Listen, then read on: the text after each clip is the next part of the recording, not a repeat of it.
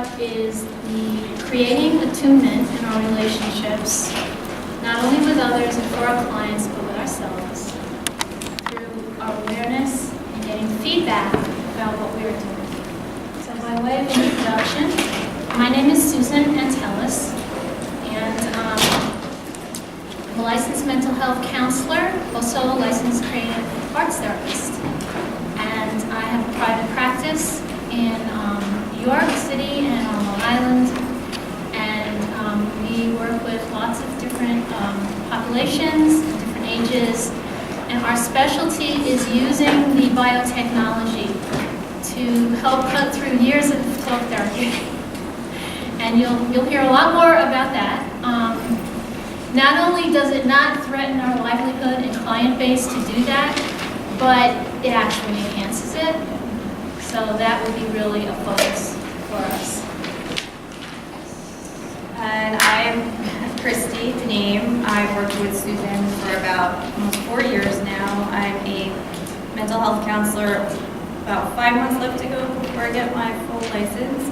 I'm also certified in Biofeedback, and I found it was perfect because I'm a huge science nerd and I love psychology, so it's like amazing fusion between the two, which we will, like Susan said, tell you more about how it applies to actual cases and what it is we do, because I think a lot of people have heard of biofeedback and biotechnology, but might still be a little iffy on exactly how it works.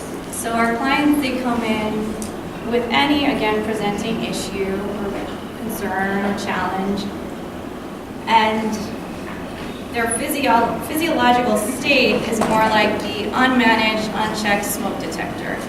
They are coming to you anxious, they're coming to you with poor self-care, they're frazzled, they don't know what to do, they need guidance, that's why they come in.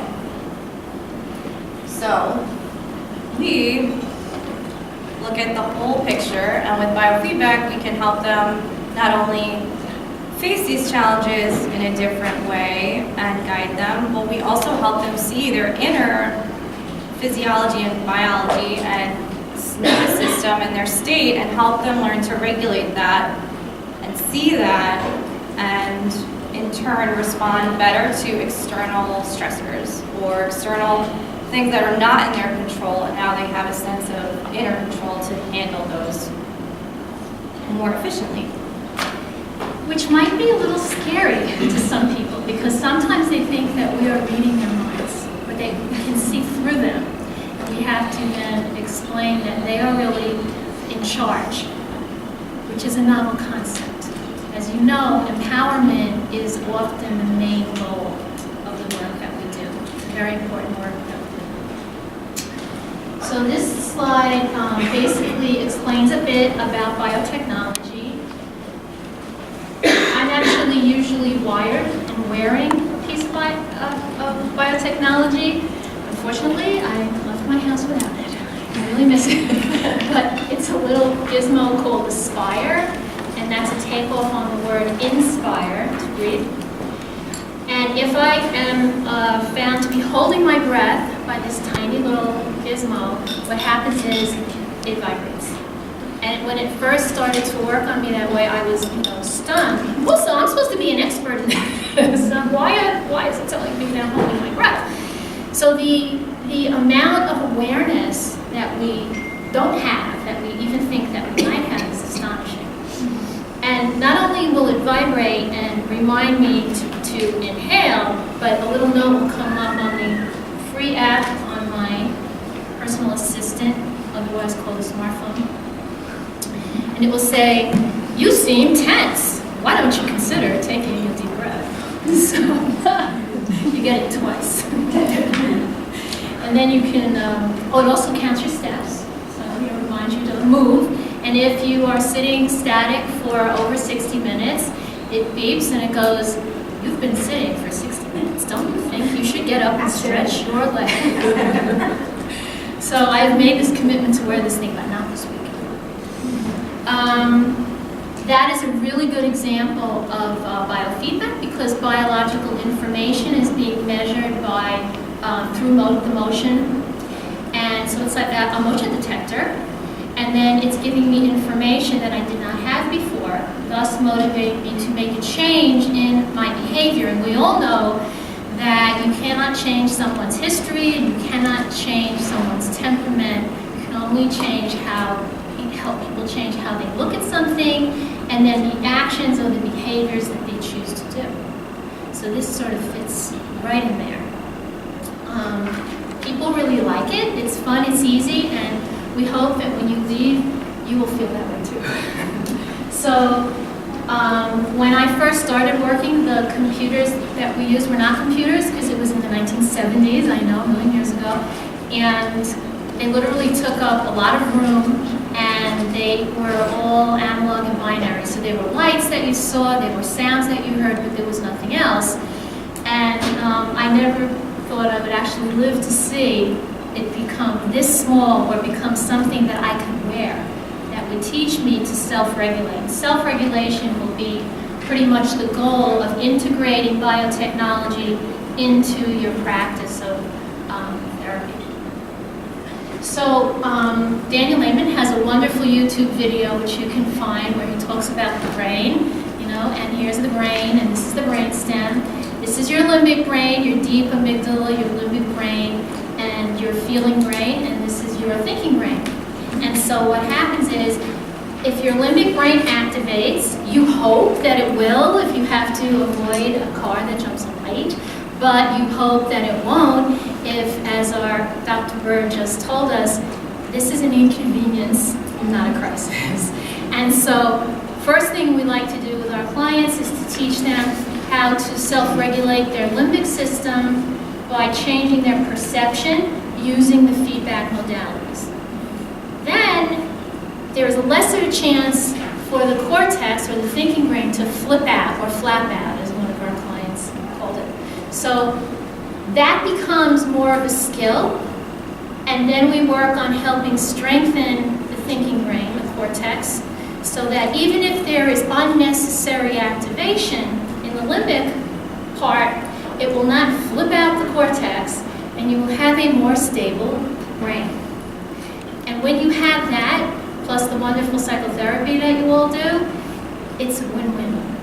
So we're going to show you something now, keep you awake after all that food. So it's like a magic trick. You have here a typical iPad, right? And I have gone to my app store, and I have downloaded a bunch of mostly free apps, and I have a couple of very nice tiny little tools here. So if, let's say, obviously I am not going to share my Spire with my clients. It is a personal biotechnology. But this is something that we can be mobile with. We can, if we wanted to go into a nursing home and sit by somebody's bed, or a hospital, we could just bring this with us. It doesn't have to be connected to the internet, so it will not interfere.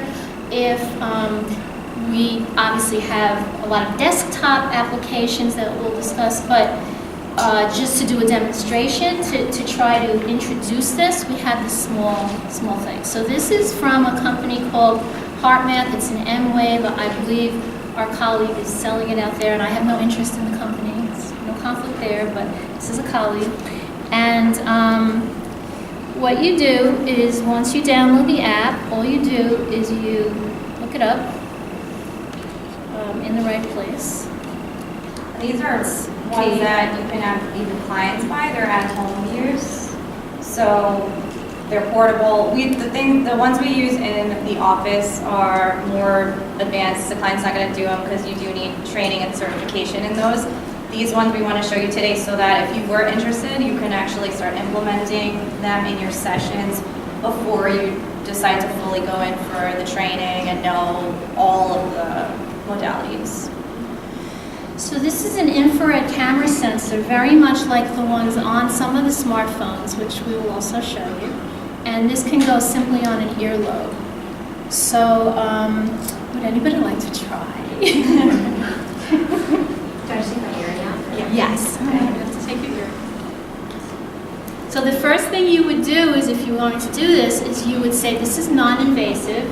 This does nothing to you. So I wouldn't do this on anybody with paranoia. It's not a good idea. There are contraindications for the use of biotechnology. Somebody in the middle of having a panic attack, we would not do it. First they have to be stable, then they can learn how to self-regulate. So that's really important to remember. Okay, and you have to have a place to put the earrings. And you could actually just put this on yourself, right on your ear. And then there's a clip so it doesn't fall off.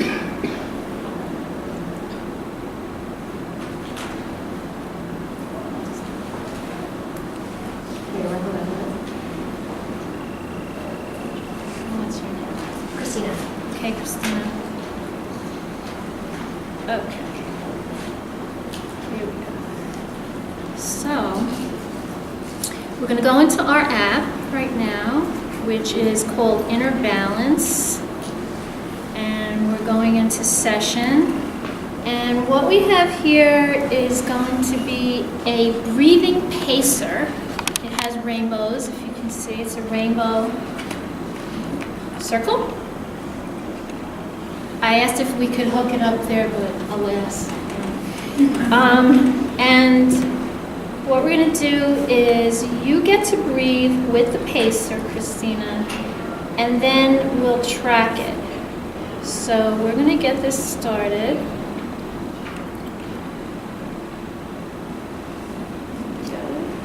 So right now it's calibrating. It's trying to pick up Christina's pulse from her earlobe through the infrared camera. And it is very good signal. You can see the signal. And she's going to get some audio feedback and some visual feedback. So if she gets blue and green little rectangles, that means that she's in what we call coherence. She's there, and just that simple instruction, just follow the circle with the breathing, and she's listening to me. She's able to do it. The amazing Christina. Here we go. So she has a very nice, stable heart rate variability. So this is not her pulse. This is an algorithm that takes the pulse and tells us how the heart muscle is behaving in between the beats. So now she's getting a little positive feedback. Did you hear that sound? Doing really well. Okay. Well, it paid off, clearly. So let's say we don't like this screen, so we can go to another screen. Maybe you want to breathe with the rolling green. If you can't see, please feel free to come in a little bit. Try to hold it up so everybody can see. Now let's say we don't like this screen. Let's say we want to put one of our own photographs in. And this could be also used in therapy for desensitization and for helping people to connect with safe place, safe imagery, a picture of their pet, a picture of a relative or a loved one. And now she's following the little ball, right? You figured that out? She's good. And let's say we want to see a clinical version of it. Then what we can do is go here. Now we have a very nice clinical screen that we can see, and she can see. And we can do some client psychoeducation, and we can explain exactly what's going on. And you can see the difference now between Christina's pulse. You see that down there? The pulse. And this is her heart rate variability. And you see the nice, large sine waves that she has, right? I don't know her. This wasn't a show or anything. So she's in what we call coherence. Coherence means harmony or inner peace. And all Dr. Berg was talking about the happiness. So what we talk about is inner peace. Because peace, if you have that, you can enjoy your happy moments. You can field your sad moments. You can field your angry moments. You can field your painful moments. So you can really get all of it in. So there's a little bit more to it, but I think you get the idea. Yes? So let's say we're finished with this, so we can go back. Okay. See how, oh, she did it. She finished the whole circle. So I believe that was probably 3 minutes. So just 2 to 3 minutes, perhaps before you started a session with a client, or if a client was upset in a session, perhaps you end with something like this. And you want to hear a secret, the best part? You get to do it with them. Sharing a breath with someone is such a strong, deep personal connection. And this is such a wonderful bonding experience. So I thank you so much for helping us. And so let's say we're finished, we're done, and then we're going to tell it how we feel. We have our happy face, unit of distress here. So how do we feel? How do you feel? Pretty good. Feel good? So like a happy face for you? Sure. All right. Come on. There we go. It's on. Okay. Then it's going to give us our statistics, and we can save them. So we actually have clinical data. And I'm an adjunct professor at Hofstra University in counseling department, and some of my students have actually used these devices to measure the efficacy of their treatment approaches, to see how they decrease anxiety and increase a sense of inner peace using different scales as well as techniques. How do you know the difference between that and like an asthma attack or some kind of respiratory issue? I mean, can you pick up those types of things? This is not really diagnostic. I think if somebody is diagnosed with asthma, we would work with them along with their physician's approval. And it's heart rate variability training is research to help prevent asthma attacks because it helps quiet the autonomic nervous system, that limbic system, and also to reduce the severity and frequency of attacks. So that's how we would, Sometimes those attacks, you can see them on those types of things before the person knows they're having them. Right, and in that case, you could help them prevent it. Awareness. Yeah, awareness, that's perfect. So this is, thank you. What was that called? This is the M-Wave. iOS Inner Balance is the app for a smartphone. These are some of our desktop units that we use. And here is the feedback loop. So you saw that Christine actually placed on her own sensor. Of course, in between, if you use that for a client, you're going to use good OSHA standards, and you're going to Purell your hands, and you're going to clean it with an alcohol pad, and you're going to clean it again. And we like to do that in front of the client. And remember, if you're used to doing psychotherapy, you're not used to touching people. So sometimes you can invite the client to place their own sensor if it's a simple sensor, and sometimes you're going to be doing it. So there is a lot of, your comfort level will determine how you use this type of biotechnology in your work. So the sensors are placed on the surface of the skin. This is non-invasive. There is no electric shock. There is no current in that sense. This is under the FDA radar for that. It's FDA cleared, all these devices, as non-invasive. And that is within the scope of practice of LMHCs and psychologists, by the way. So the bio interface, in this case it was the iOS, so this was the sensor, was the infrared camera sensor on Christina's ear. This is the bio interface. It goes into the device, and the software platform contains the ability to transfer those signals into meaningful feedback. And that is what we call the feedback loop, and that's why it's called biofeedback.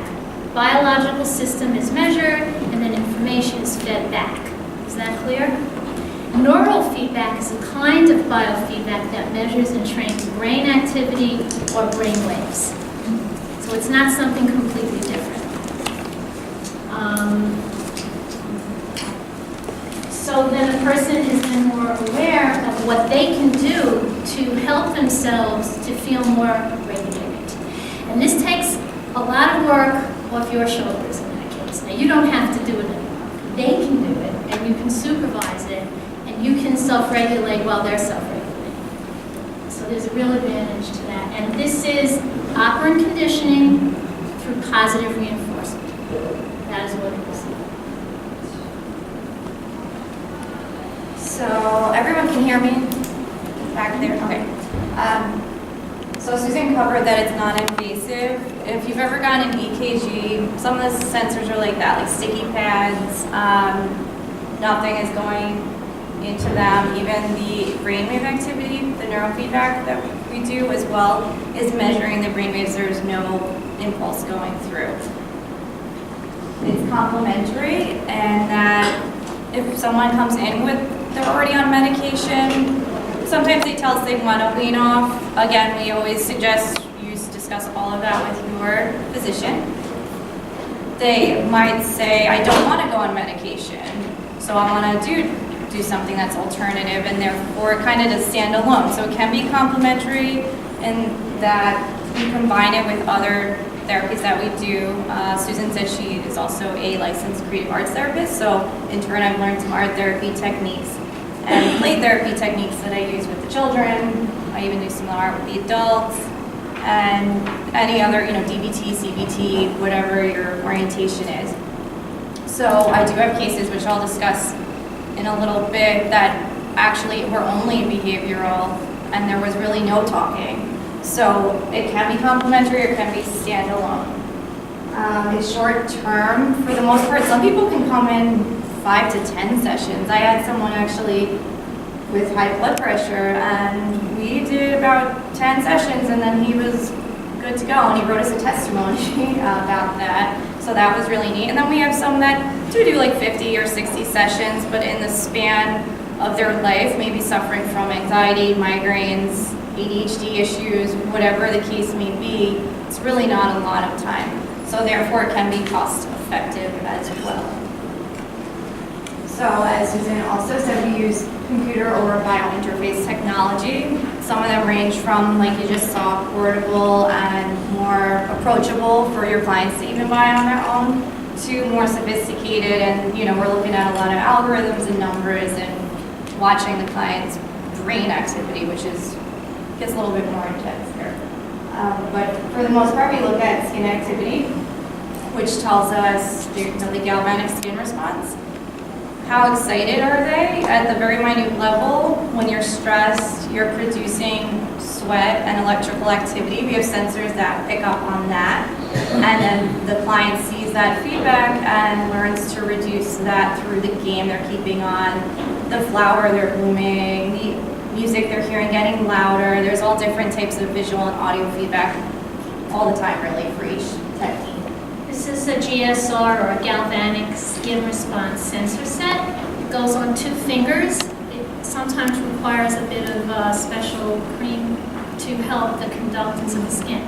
There is a contraindication when you're using 2 sensors like that, because they do communicate, although they do not put energy in. They communicate like an EKG. So if you have a client who has a defibrillator, or a pacemaker, or a lung adapter, then you want to make sure that you don't use anything like that. You stick to infrared and breathing training. You do not use sensors that have crosstalk. So in your intake, you'll find that out, and we go over treatment plan a little bit later too. But that is very important to know. Also, are they allergic to alcoholics? Because we use that on them.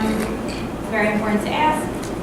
So back to some of the other biofeedback, we do skin temperature, which helps them also, again, see their temperature. Usually it's placed on the fingertip of their non-dominant hand, because that's weaker, and they actually will learn the technique more efficiently and stronger on their weaker hand, because they really have to learn it. They learn to then actually redirect blood flow and create warmth in their hands, which we pair with some guided imagery, as well as the feedback they're seeing their temperature actually rise. It's also different for females and males. They have different baseline temperatures, so you learn that and take that into account as well, from where they start to where you want them to be. This one's very useful for anxiety as well as migraines and headaches, which Susan did a whole lot of the thermal biofeedback. And you really, and also Raynaud's syndrome is really great for, so it helps a lot of control too. If you want blood flow to go away from that pressure of the brain, if you want it to go away from the internal, you know, when you get fight or flight, all the blood starts pooling in the large muscles and you get cold and clammy hands. So it's getting the oxygen back flowing throughout your body. So that one, again, a lot of these techniques, even though you're doing one thing, they have all these added benefits to them that you can work with and definitely educate your client on how to do that. Muscle tension, we do that usually on the forehead. You can also do it on the traps, because a lot of people have shoulder tension and neck, and they carry the weight of the world there. Then we also actually have done some labor and delivery techniques where we put it on the calves of the woman, and she learns to relax during labor part, the delivery part. So there's different ways you can put it. I mostly have done the frontalis, that forehead region. It picks up on jaw tension, TMJ, contributing factors for migraines. They're holding a lot of tension there. They're putting pressure on this pain nerve that's right here. So they learn to actually downtrain their muscle activity. So they're getting reinforcement from the feedback, and their muscles, weirdly enough, are doing this unconscious thing too, where they downtrain themselves to not be so tight and tense.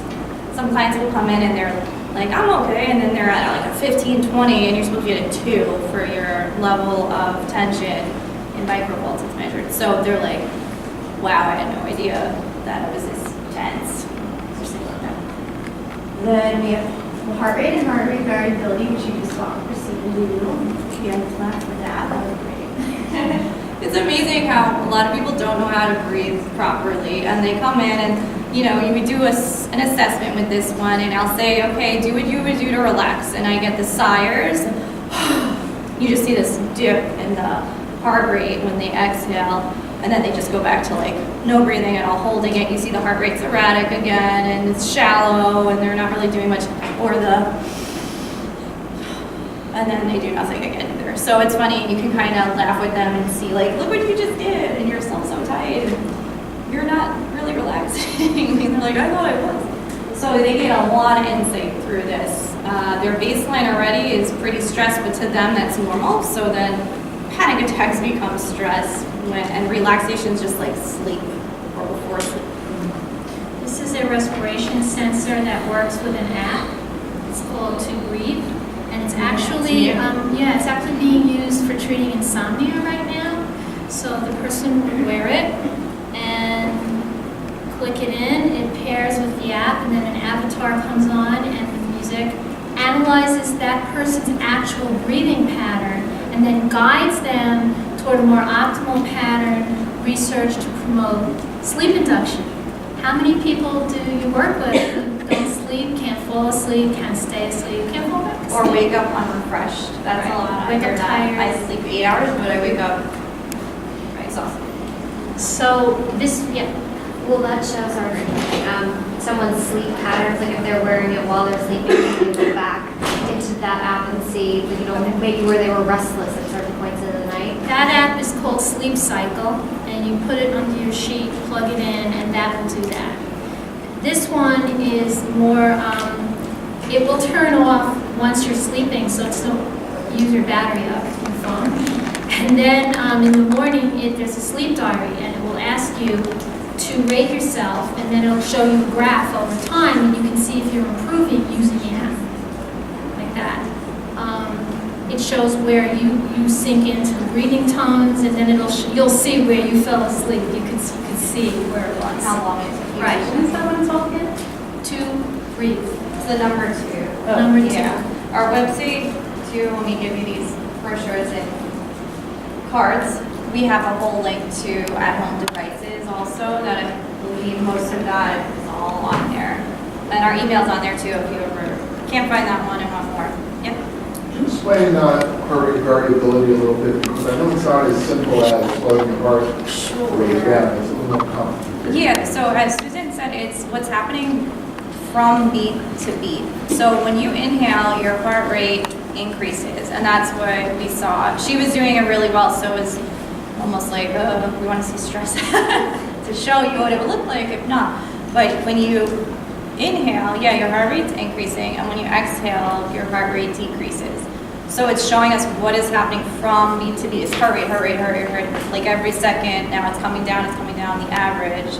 and then going up. So when you're in a rhythm, you see that natural increase, decrease. If you're holding your breath, your heart's kind of like, what do I do?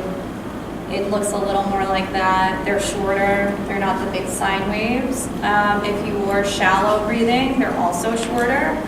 So it shows you the depth of your breathing. Your heart rate will increase a nice amount with a nice inhale, and it will decrease a really nice amount with a beautiful exhale. So that's where that variability in what is happening. Your heart is always responding to what you're doing. That's a healthy heart. The vagus nerve, as I call it, because I grew up in Brooklyn, the white vagus nerve, that mediates the stress response. And so the baroreflex, which is the way this whole system operates, is controlled by that and has this strong relationship with the limbic brain.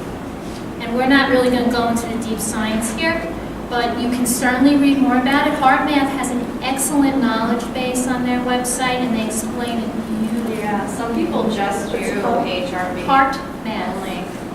Heart math. Like math calculations. Does that answer your question? Yeah, I think so. Okay. And it signals to the body all as well, and the other systems sort of work together more fluidly too. When your heart rate's all over the place, usually that is an indication of I need to get out of here, or when an athlete is before a game, they're very excited, and it'll send the signals to the rest of the systems. All is not well, we need to be prepared. And people stay in that state, and it wreaks havoc on their everything, on their life and their body. So we have brain activity and brain waves. Which it's a little bit more complicated, and we do neurotherapy. We do one that measures metabolic activity of the prefrontal cortex, and then we do the brainwave on the EEG sensors. So I think we go into that a little bit. This is a home trainer that we suggest to clients sometimes they purchase. We have whole families getting this and taking them on vacation so they don't fight on their vacation. Everybody has to take a turn doing a 3 or 5 minute app on their phones. Excuse me, and this is actually EEG neurofeedback, and it's really very reliable, very nice for home training. That one's for calming. It's called the Muse, M-U-S-E. What is that one? It's like headphones, the one you just showed? Nope, you wear it like this, it's very attractive. Futuristic. I should just walk around it. What the young people who created this was funded on Indiegogo, and I invested in it 4 years ago. We were waiting. And one of their demonstrations was they had it hooked up to the lights on the Canada side of Niagara Falls. And so if they were in the zone for good, calm focus, because that's really the look we're going for, the lights would change colors over Niagara Falls. Now that's power. Controlling that. I'm sorry, so how does this one work? It measures like the temperature? It measures the actual electrocortical potentials in the prefrontal cortex at 7 different The sites. sensor is around see the silver? That's where, and then silver here too. Are things like that affordable? Yes. 300. It's 300 or less. You can get a nice case, As compared to like 1,000. nice case that I put everything in. Right, well, I mean, obviously, we're trying to show you things that you can integrate into your practice. You know, we have very expensive desktop equipment, and we do brain maps, and, you know, we don't think you should just go and do neurofeedback or anything like that. But this is something that you can't hurt anybody with it, because you can't change the algorithm in this. You cannot change the protocol and the app in this. When we do our work with serious illnesses and such, we design the protocols based on a brain map, a QEEG, and other measures. So, or sometimes also neuropsychedelics are very helpful with that. And you have to be careful, because you could induce a seizure. If you don't know what you're doing, you can induce a psychotic state or a trance state with EEG. So you're not going to be able to do that with something like this. So this is a soul collage that Molly Susan made as a form of art expression. And This represents I am the one who can change my brain and my life. So we've ended them in there, which is what we're helping them do. Again, empower them to, the kids do, you tell them you're the boss of your body, you're the boss of your brain. They don't get to be told that they're the boss of anything much, so even adults do. What does it help? So we kind of touched upon some things. There's so many, this is why I love it, because you can just sit there and think like, wow, if it helps with this, and it can help with this, and it can help with this, and this. So what we primarily work with are headache like patients, daily migraines, daily tension headaches. Then we have stress, obviously, stress-related conditions, stress-related life challenges, could be relationship issues too it's affecting, interpersonally and intrapersonally. Anxiety, trauma, whether it's the adult that's going through reliving childhood trauma or a child that had gone through trauma. Anxiety disorders, generalized social performance. We have then obsessive, rumination, panic, phobias, digestive issues for sure, IBS, paralysis, Crohn's, things that, you're regulating the nervous system and shifting it back into balance. So some of those are stuck in sympathetic go, go, go mode or parasympathetic all the time, just doing nothing. So we help them get between the two. Yeah? What would be the recommended type of detector for someone with an IBD, a Crohn's, or a colitis type issue? A detector? Like what would you want to measure to tell? So usually it's anxiety related or stress related. So we do definitely the diaphragmatic breathing techniques, maybe the tension, maybe the redirecting blood flow, the temperature feedback, the skin activity one. So there's a bunch of different, depending on what they're presenting, what again the environment they're in is, what's contributing to their exacerbation of the symptoms also. So it's looking at a lot of things, and then we get creative. Sometimes in the session, they come in, and I've been treating them for a while, and they tell me something new, and I'll be like, okay, we're doing this, and like you just get creative with it the more you do it, and you know your client, and you know the techniques and what fits with what. And then you ask them, is this helpful? Do you notice any difference? So then peak performance, we're actually starting to go into there. One of our colleagues, he's going to be helping with golf players and enhancing their performance and their stability. This is the most simple breathing app that you can teach your clients. It's not biofeedback. It's a breathing pacer, and it's called biofeedback breathing, even though it's not really biofeedback. And they breathe in with the pacer and out. You can, if they find the sound annoying, you get rid of it. It looks better on the phones. And you can change the inhalation or the exhalation. The things you want is help. I think you said help. No, thank you, sir. Yeah, so if you're into that as well, peak performance in sports, musicians too, it's helpful with even, they did a whole thing with people in the military to help them steady their guns better, and that is effective as well to improve their focus and keep their system stable. When you're holding a gun, you don't really want to be nervous, so that really helps with that. And it's anger management, behavioral issues, social issues, boundaries, social processing, spatial ability. We really can reach a lot, especially with the EEG. We can actually help with specific learning disabilities as well. So there's Miss Lovely Youngs. So, yeah, I have a quick question about Uh-huh. anger management. Yeah. I guess really how is it used in anger management, and what is like the goal with as far as, I mean, aside from calming, breathing, like what else are you looking at? well, impulse control. So the prefrontal cortex, the seat of executive functioning, is really in charge of making those choices. But they are not choices if the person has a weak prefrontal cortex. So we So would, immediate reaction. right, we would generally start with limbic calming and then work on prefrontal flexibility, limbic flexibility in the prefrontal, and we would use a type of neurotherapy that Christy mentioned. It has a very involved name. Okay, let's see if I can say this in one breath. PIRHEG, passive infrared hemoencephalography. I'll say that 5 times. But HEG is not EEG.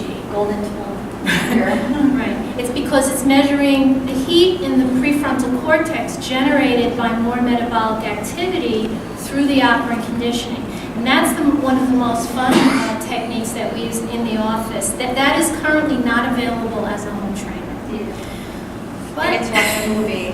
we're working on it. Right. It controls the DVD of your choice. So you can imagine the clients, like not just children, but adults, coming in to see their movie, but they're actually controlling whether it plays based on how much energy their prefrontal cortex is generating, which that device is, I could segue very nicely into that because that was specifically designed to help prevent migraine headaches. This is really interesting. The trigeminal nerve in people with migraines, this is a genetic disease. This is what I had. This is how I got involved with this. Sends messages through neural pathways, causes the cranial arteries to change, to dilate. So a lot of the medications for migraines have caffeine in them because they must constrict to create a more normal opening size there. And so what happens is that's where the pain is. This is the pain. And so this technique closes that old pothole road and opens a new superhighway with new neural pathways due to all the metabolic activity that's being generated, and that's done. So that's really my story. At age 13, becoming hormonal, I manifested migraine headache, which did run in my family. Not a legacy I plan to keep, and I did not. And I think in those days they thought children didn't feel pain, because I think they gave me baby aspirin and told me to go play. I don't know, but it was not nice. So I kind of went on this mission to find a way to not suffer. But first I found medication that worked, but it wasn't until I was in my early 20s that one of my therapists sent me to a biofeedback practitioner, and that's where my story started at that age. And I had suffered for 13 years, and within 10 months, it was over. I had a bottle of Furacet from 1980 that I carried around with me for 3 years. Guess what? I still have it. I keep it like an AA coin, you know? Like, I'm in recovery from this condition, but I am not cured, because if I don't behave, it will come back, and it does periodically. If I stay up too late, if I miss a meal, if I get too upset, if I hang out with people I shouldn't be hanging out with for too long. So it's sort of a lot of the somatism that we see in our clients has secondary gain. So part of my story was I had to find my voice, so I didn't need a headache to say no, or to rest, or to do, something else. Many people with migraines are very high overachievers. Nobody in this room, I'm sure. But so this is what I call my sleeping dragon. One of our presenters today was talking about the dragon. So the migraines are my sleeping dragon. They actually were a faulty coping skill. They were trying to help to protect me, and yet they hurt me. So when I went for my training, it was just temperature and muscle tension training. We didn't have PIR or anything. We didn't have computers. We had nothing. And there is a relationship between hand warming and the greater production of alpha brainwaves. Alpha brainwaves is the normal item of the brain. And when you have that, and that's also, by the way, been found to be too low in people with addictions. So there is this craving to feel peaceful and to feel calm. And so the self-medication effect comes into that. And I know it's a lot more complicated, but I just wanted to reference that. So I was able to put this into remission within 10 months, after 13 years. To me, that was a miracle. the other piece being that I actually wanted to have children, and I was very concerned about passing this down, and I do have 2 daughters. When they turned 13, they did start to get sick, but I had them hooked up to biofeedback from the age of 3. So these girls are fine, and they're around 30, and they don't have any headache problems. So, you know, I feel like you can stop at even a genetic legacy, and I've heard that about other conditions as well. So if there is too much stress and you have certain personality characteristics like a sensitivity and so on, you might be more likely to manifest a symptom. But this type of training is gentle and mild, and it's a process.